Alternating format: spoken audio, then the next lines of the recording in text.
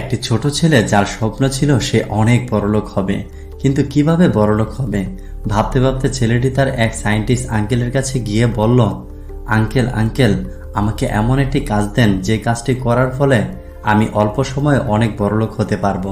Uncle ছেলেটিকে নিয়ে সাগরের পাড়ে চলে যায়। সেই সাগরের তীরে হাজার হাজার পাথর পড়েছিল।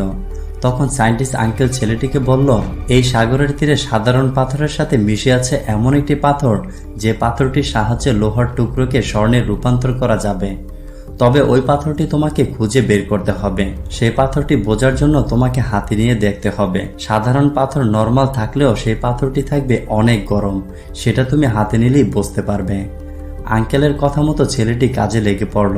ছেলেটি পাথর তুলে 2 থেকে 3 সেকেন্ড হাতে রাখে। যখন বুঝতে পারে পাথরটি ঠান্ডা, তখনই সাগরের মাঝখানে ফিক্কা মেরে ফেলে দেয়। ছেলেটি সেই পাথরটির আশায় রোজ সাগরের তীরে পাথর হাতে নেয় আর ফেলে দেয়।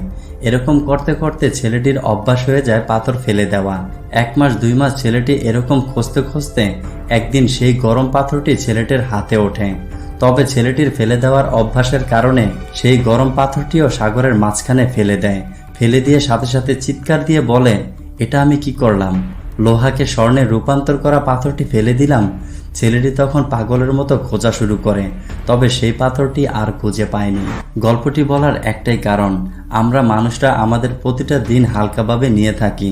যেই দিন আমাদের কিছু করে দেখানোর দিন আসে, সেই দিনটাকেও হালকাভাবে নিয়ে দিনটাকেই পুরো নষ্ট করে দেই, যার ফলে অনেক মানুষরা সাকসেস হতে পারে না। তাই প্রতিটা দিনকে গুরুত্ব সহকারে কাজে লাগান।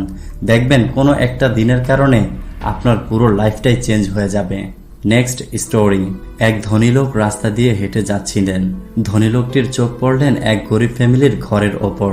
ধনী লোকটি দেখতে পেল ঘরের ভিতরে আসবাবপত্র থাকলেও ঘরের টিনগুলো ছিল ভাঙাচুরা, আর কোনো দরজা লাগানো ছিল না। দরজার জায়গায় পর্দা ঝুলানো ছিল। এই দেখে ধনী লোকটি গরিব লোকটির কাছে গিয়ে জিজ্ঞেস করলেন, আপনারা যে দরজা খোলামেলা রেখেছেন, কখনো কি চোর আসেনি আপনাদের আসবাবপত্র চুরি করতে? তখন গরিব লোক বললেন, সাহেব, কখনো চোর আসেনি চুরি করতে, তবে অনেকবার পুলিশ এসেছে। কারো বাসায় কিছু চুরি হলে পুলিশ তল্লাশি নিতে অনেকবার এই গরিবের বাসায় এসেছে।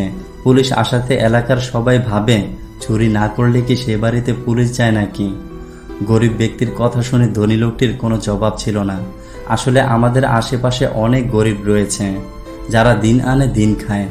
আমাদের দায়িত্ব তারা যেন সমাজের মিথ্যা অপবাদে কষ্ট না পায়, তাদেরকে যেন সন্দেহ করে মারধর করা না হয়, গালাগালি করা না হয়।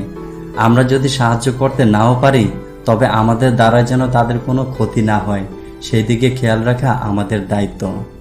তো বন্ধুরা, গল্প দুটি যদি আপনাদের কাছে ভালো লাগে তাহলে অবশ্যই লাইক কমেন্ট করে জানাবেন। আর আমার ইউটিউব চ্যানেলে দেখে থাকলে চ্যানেলটিকে সাবস্ক্রাইব করে পাশে থাকা বেল আইকনটি বাজিয়ে দিবেন। আর আমার ফেসবুক পেজ থেকে দেখে থাকলে পেজটিকে ফলো করবেন।